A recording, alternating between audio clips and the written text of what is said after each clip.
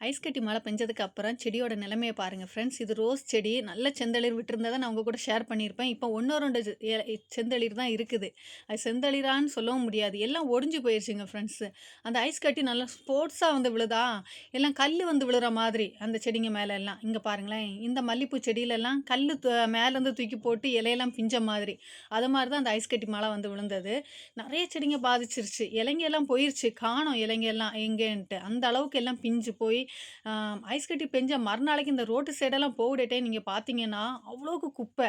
எப்படின்னா மரத்துலேருந்து இலைங்க எல்லாம் ரோட்டு சைடு தான். அவ்வளோ குமிஞ்சு போய் இருந்துச்சு. இங்க நமக்கு சின்ன செடிலாம் வச்சிருக்கோம். அதனால இலைங்க எல்லாம் பிஞ்சு அப்படியே போயிருச்சுங்க. ம் அ இந்த ரோஸா பாருங்களேன். இந்த செடிய பார்த்தாலே தெரியும். ஏதோ பிச்சு கொத்தி எடுத்த மாதிரி இருக்குது. ஆனா கொத்தி எடுத்தது இல்லைங்க. இந்த ஐஸ் கட்டி மழை பெஞ்சு தான் இந்த இலைங்க எல்லாம் பிஞ்சு போய் நிக்கிறது. பார்க்குறது கொஞ்சம் கஷ்டமா இருந்துச்சு. அதுவும் இல்ல, இந்த வெள்ளரி செடிய பார்த்தப்ப எனக்கு ரொம்ப கஷ்டமாயிருச்சு. 3 வெள்ளரிக்கா அறுவடை எடுத்துக்கிட்டு, மேல செந்தழு அ ஸ் கொஞ்சம் தில்லுல நான் பிச்சு விட்டேங்க. அது அழகா திலுத்து வந்துச்சு. வந்து மொட்டும் கூட வச்சுச்சு. அதுக்கிடையில இந்த ஐஸ் கட்டி மழை வந்து சன்னா பின்னா ஆக்கிருச்சு. இலைங்களோட நிலைமைய பாருங்க. எல்லாம் பிஞ்சு தொங்கிட்டு இருக்குதுங்க ஃப்ரெண்ட்ஸ். நேத்து 2 நாள் வீடியோ போடல. ஒரு வீடியோவுக்கு வாய்ஸ் குடுக்கலைங்க ஃப்ரெண்ட்ஸ். ஏன்னா, சவுண்டெல்லாம் அடைச்சுக்கிச்சு.